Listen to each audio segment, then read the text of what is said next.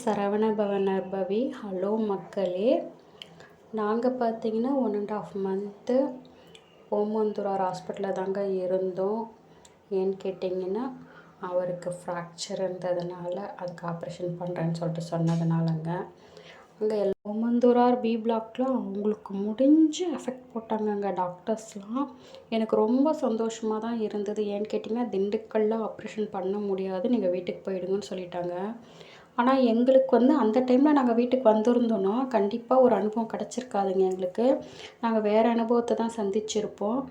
ஆனால் இந்த ஓமந்தூரார் வந்த பிறகு எங்களுக்கு நிறைய அனுபவங்கள் கிடச்சிதுங்க.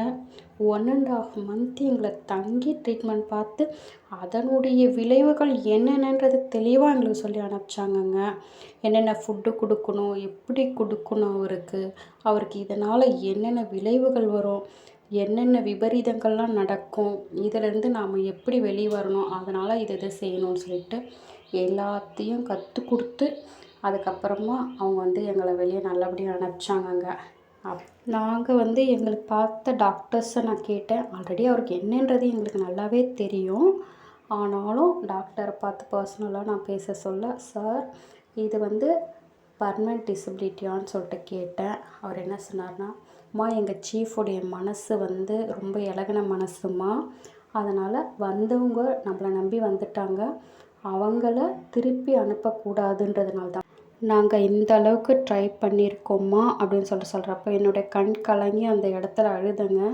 ஆனால் இதுக்கப்புறம் நான் அழுது பிரயோஜனம் இல்லை. அவர் எப்படி கொண்டு வரணுமோ அப்படி தான் கொண்டு வரணுன்ற ஒரு பலத்தை எனக்கு கடவுள் கொடுக்கணும்னு சொல்லிட்டு தாங்க நான் கடவுள்கிட்ட வேண்டிக்கிட்டேன்.